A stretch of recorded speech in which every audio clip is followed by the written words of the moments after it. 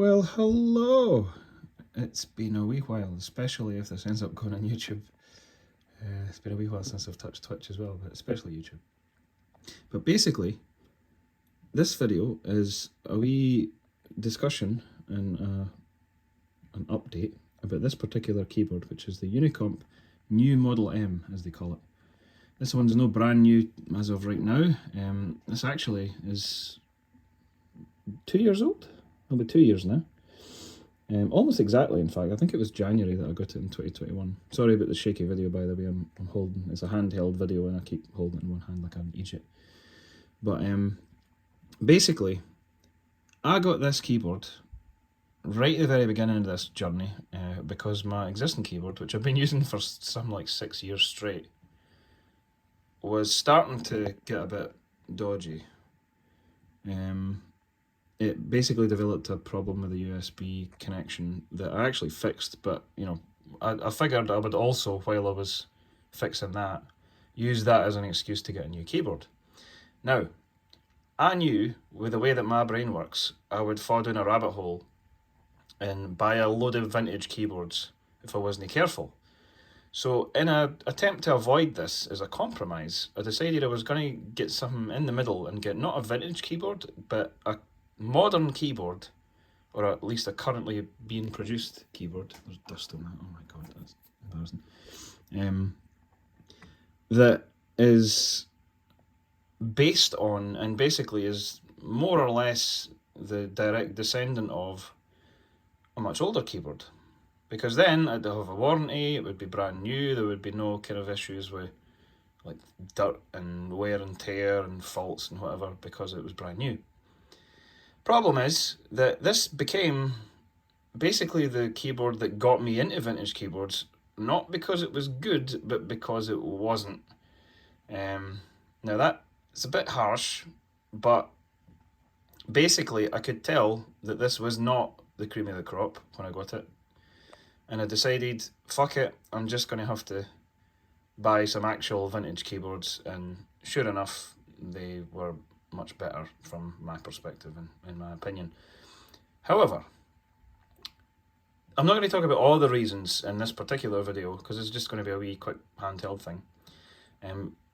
But I'll focus on one minor but irritating thing that this keyboard does wrong.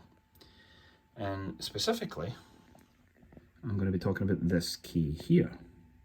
And yes, this, by the way, is this was how successful my attempt was to no get into vintage keyboards. I got that one next, actually, although it had a different case on it back then. And I got this one, and I got a bunch of other ones, and so on and so forth. Oh, my computer's gone to sleep. There we go. So, basically, on the Unicomp New Model M, what should happen when you press this key, and although this keycap is blank, this is not the original keycap, so it actually did say pause and break on it. When you press it on its own, it pauses whatever sort of process you're currently doing. And a lot of this stuff only works in kind of older software or stuff that you're running in a terminal window or that type of thing, because the pause key is not used very often in modern software, right? But it is used, and it's used in a lot of things that I use on a daily basis. Video encoding actually being one of them, because I do that in the command line. But anyway, so when you press pause, the thing that is running pauses, obviously, and then when you press some other key, it unpauses and continues where it was doing. If, however, you press one of the control keys, and then you press pause, that secondary function, which is break, will actually stop the process completely, and it'll just not just halt and stay where it is, but it'll quit out of whatever it was doing and bring you back to, like if you're in the terminal, for example, bring you back to type a new command to do something different, because you've told the system, I'm done with this, stop, right? However, the Unicomp New Model M does not do that. What it actually does is if you press pause, it pauses. But if you press control pause, which is break, or should be break, it just pauses again. Now, this annoyed me, but because I was new to this stuff, I didn't really fully understand what was happening. And I was trying to use like auto hotkey, for example, to try and monitor what was being received by the system and so on and so forth. And I kind of haven't been using this keyboard because of, well, a number of reasons. I've not been using this for a long time, probably over a year at least, minimum. So it never even occurred to me to think about. And then somebody mentioned, I got a reply to my Reddit post about this issue, asking if I was still there and if I would mind giving a bit more information about scan codes. So I did. And in addition to finding out more about it, I decided I needed to fix it basically, or to the best of my ability using the tools I've got.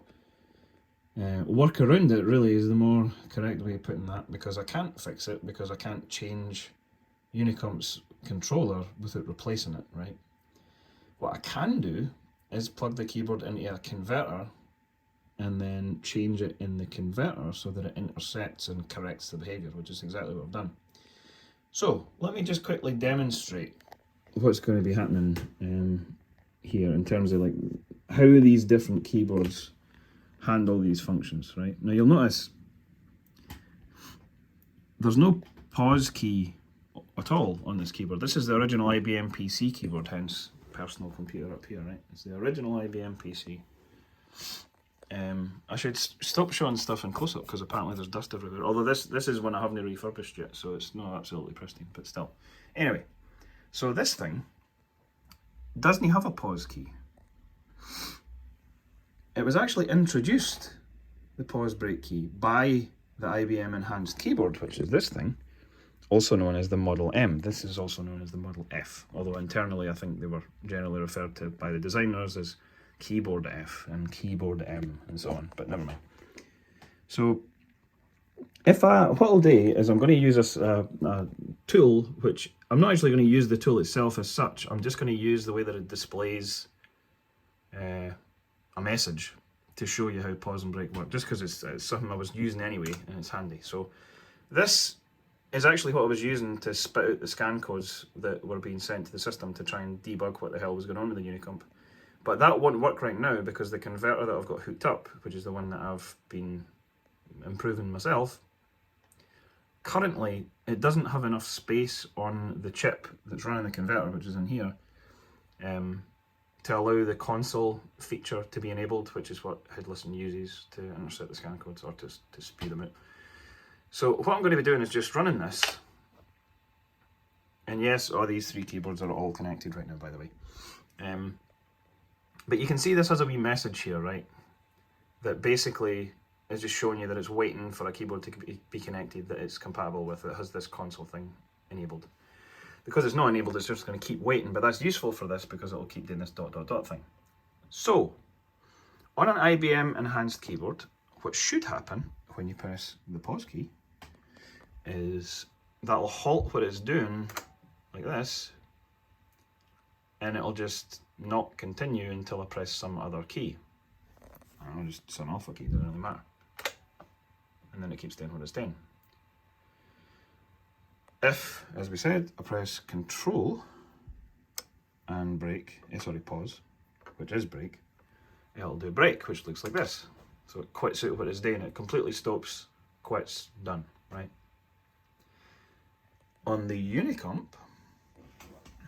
just start that process again. So on the Unicomp, I press pause and it pauses. Fine. Press another key, unpauses. Hunky dory. However, as I said, if I press Control and then pause, and I'm going to cheat actually, and because I'm doing this in one shot, this is going to be on the fixed controller, right? But I'm going to show you what it would look like. So if I press that, it would do that. Why would it do that? So the reason is that what it's actually doing is, instead of sending the scan codes that pertain to the big string of scan codes, hex values basically, that say the break command, what it's actually doing is it's sending a shorter sequence, which in fact it's not that long a sequence for break, it's longer for pause, but for break, it should be sending effectively control followed by, with control held, scroll lock. And sure enough, if I unpause, right, and then I press control and scroll lock, that happens. And funnily enough, you saw a minute ago, that's why. It's because on the original IBM PC, the 5150, and also on the 5160, which is the PCXT, and the 5170, which is the PC80, all of those keyboards had no pause break key, they had scroll lock. And when you pressed control and scroll lock, it would do break. And I can sort of demonstrate this, but because I'm holding the camera in my hand, it'll be a bit difficult, but you know, I can do it. So that's on its way. We press control and we press scroll lock, like that, and then there it is, it breaks back out, right? When you press that combination of keys on a newer keyboard, even though scroll lock does not have break on it anymore because break's been offloaded to this new pause key, it still works. So like that, right? So that's running. So if I press control, scroll lock, not pause break, it does break.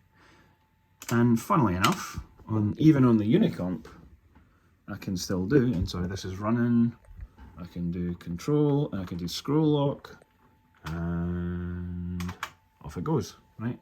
So fine.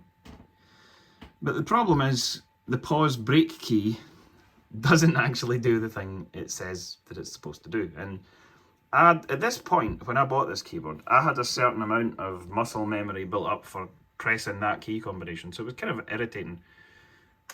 Also, just in principle, I mean, this is described as a Model M, right? It's called a new Model M. And I feel like if it's a Model M, it should be able to behave equivalently to an actual Model M. It should, and this key, again, was introduced with the Model M, right? It's a brand new key, kind of. There was no discrete key for these functions, at least, until the Model M. So it's kind of irritating that the new one fails to do that. And by the way, this part of the problem is that this only affects the so-called PS2 connector version of the keyboard. Apparently on the USB model, it's fine. That makes sense actually because of the way the scan codes work, but never mind. So it's just this model, and apparently there's not that many people buying them. They have never heard this complaint before me, and therefore don't care and don't want to fix it. That was basically the response that I got after months of back and forth. Not just about that, but about a number of things. Anyway, let's send this off again. So, similarly, by the way, in fact, I'll explain that by explaining what's actually happening. So, what this keyboard actually does, instead of sending this combination string that basically is equivalent to control and scroll lock, or scroll lock up here, what it's actually doing is sending a combination that says do control and num lock, not scroll lock. By the way, my voice is fucked. I'm ill, so if my voice kind of breaks and goes a bit weird, break, never mind. That's why, it's because I'm ill, and that's also why I've not been streaming and stuff for the most part. However, what this combination actually does, control and num lock, if we just do it, so that's running. I'm going to do control over here and then num lock over. Look what happens. It does a pause. But why would that be? It's because, although for whatever reason they didn't actually mark it on the key, I don't know why that was actually. I'm interested to find out. But although it's not marked on the key, control and num lock does pause. I wonder if it's actually maybe because the pause thing was a newer, like a later developed function, because break is a concept that goes way back to like ASCII and it's old, although it behaves slightly differently in this context to some extent anyway. But break is kind of like end or finish the thing anyway, it doesn't matter. But pause I don't think existed. That isn't a thing in ASCII as such. I don't think there's really a direct analog for pause. So that's maybe why it's not on the keycap. Anyway, this combination does pause on this particular keyboard. So on the Unicomp, turns out what it's actually doing is it's doing that key combination which is resulting in the pause. So it's not that the pause key is not being modified by holding control. It is. But it's been modified to the wrong value. It's been modified to emulate control and numlock, which is still pause, when it should be modified to control and scroll lock, which would do break. That's what's happening. So anyway, what have I done? Basically, I should have brought the code up to actually show, but never mind. I've changed this port of vial, which I've got running on this converter, to do a couple of things. One of them is today with the LEDs and stuff, but I'm not going to show that in this video because it's actually not going to work because I've got all these different keyboards connected. But in fact, it's for another reason. I'll need to change the code slightly if I was going to show it in this configuration, but never mind. I'm just going to restart the head listen.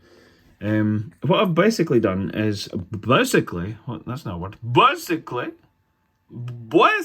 Anyway, what I've basically done is I've intercepted that string of scan codes, which isn't actually a real combination of scan codes, in the sense that like no other keyboard would use that combination of scan codes, because to get control and numlock to produce pause, it's a subtly different thing, because it's not this string of characters. Oh my god, it's burped, that's terrible. I'm ill. I'm using that as my excuse. This is professional. Anyway, so there's a difference between pressing control and numlock and sending a sequence of scan codes that emulates pressing control and numlock is basically the difference. So there's a leading character, an E0 hex value, which does not transmit if you're actually holding control and then pressing numlock. It just sends the scan codes for control and then numlock and then releasing them.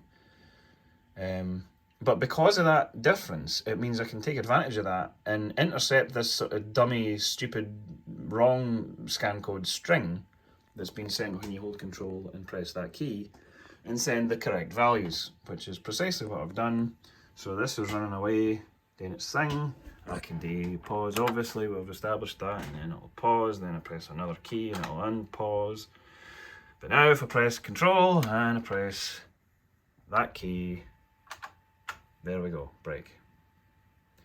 And that was a very long-winded way of saying I fixed it. No one cares except me. But I'm going to, so far I've fixed it in this vial port that I'm running on this thing. I'm also going to fix it on the core TMK repository as well, and then probably send a wee pull request just so that can be introduced if Hassie wants to. And then I'll probably also fix it in yeah, there is a port at QMK, that's how I ended up in Vial, yep. So I'll fix it on all these different firmwares, I think, and send it up. But that's the video. That's the highly fascinating issue I've got for you today, and I promise I will eventually start doing Twitch streams again. And I might do another wee video about the LED stuff, but that's for another day.